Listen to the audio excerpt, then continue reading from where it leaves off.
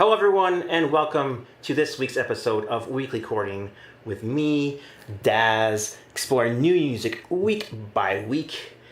This week I'm stepping into the world of Disney's Renaissance period with a song that sets the compass for an entire film. Two of my favorite composers worked together on the movie Pocahontas. The music is by Menken and the lyrics are by Schwartz. Menken is of course a Disney legend, more Oscars than any living person. And Schwartz is the Broadway and film songwriter whose trophy shelf also includes Academy Awards, Grammys. They worked together also on Hunchback of Notre Dame. Anyway, together on Pocahontas, they built a score that blends research, romanticism, and a strong point of view about the natural world and how we see each other. Within the film, this is the moment where our Disney-fied Pocahontas turns John Smith's worldview inside out. Schwartz has said it was the first song that he and Menken wrote for the project, and that it actually nudged the film's development from that point forward. Menken has talked about shaping the sound palette by leaning into drums, winds, and voices inspired by research, and layering in, his own little thing that defines his scores. And you can almost hear the film's visual language in the music. Co-director Mike Gabriel has described the wind as practically a character surrounding Pocahontas in motion and in color.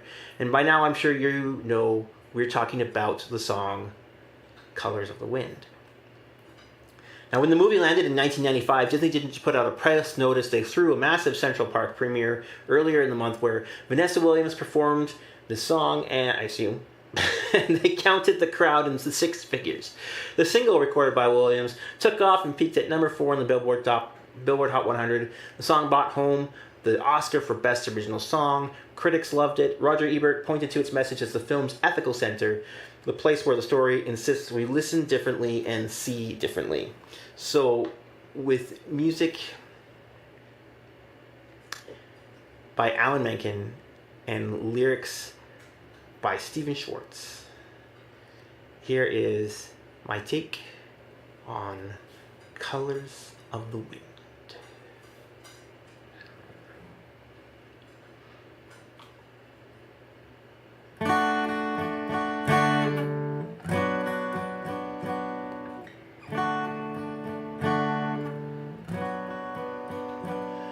We think we own whatever land we land on. The earth is just a dead thing we can claim. But I know every rock and tree and creature has a life, has a spirit, has a name. We think the only people who are people are the people who think and think like you. But if you walk the footsteps of a stranger, you learn things you never knew. Have you ever heard the wolf cry to the blue corn moon? Or ask the grinning bobcat why he grinned?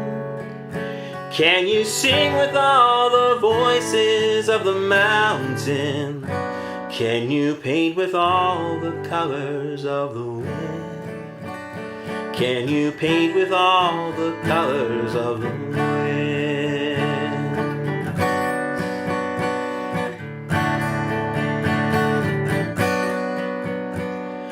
Run the hidden pine trails of the forest, come taste the sun-sweet berries of the earth. Come rolling all the riches all around, and for once never wonder what they're worth. The river and the rainstorm are our brothers, the heron and the otter are our friends, and we are all connected to each other in a circle, in a hoop that never ends.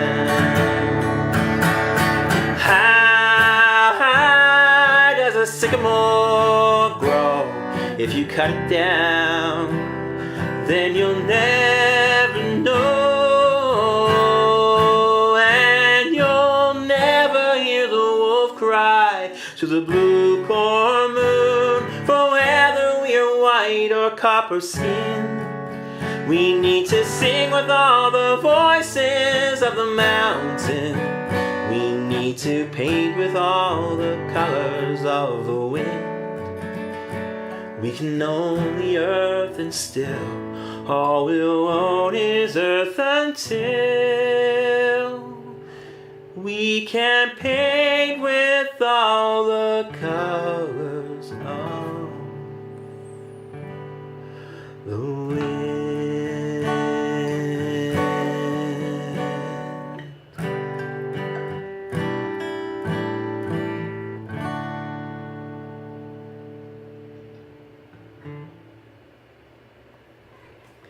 Schwartz said he dove into research before writing, not just about the setting, but about patterns of thought and expression that could guide Pocahontas' voice. He's talked about drawing on sources ranging from histories of the Powhatan to collections of indigenous stories. Indigenous stories. According to Schwartz, the lyrics were inspired by a famous letter written by Chief Seattle to Congress. Schwartz wanted Pocahontas to address the Eurocentrism of John Smith.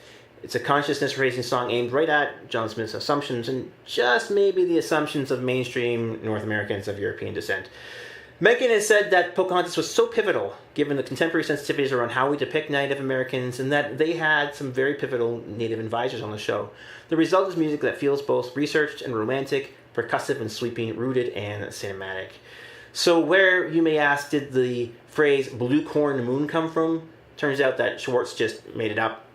It has no actual meaning, just, he thought of blue moon and blue corn tortillas and combined them together. So one last one, one last one. This song is about the colors of the wind, but when you think about it, there's really only one color, blue. All right. Thanks so much for tuning in. If you enjoyed the show, don't forget to like, share, subscribe, and buy me a coffee maybe if you're feeling generous. My hour-long live streaming show on YouTube and Twitch this week will be as soon as I start it now, because I'm having computer problems, so hopefully it just starts right now, but we'll see. There will be no shows next weekend. I am traveling, but never fret. Next week's episode of Weekly Chording will take place. It'll just be this Thursday at 7:30 p.m. I hope I will see you then. Have yourselves a good week or fortnight. Otherwise. Thank you. Goodbye now. Goodbye. Goodbye. Thank you. Goodbye. You'll never hear the wolf cry to the blue corn moon. For whether we're white or copper skin, we need to sing with all the voices of the mountain. We need to paint with all the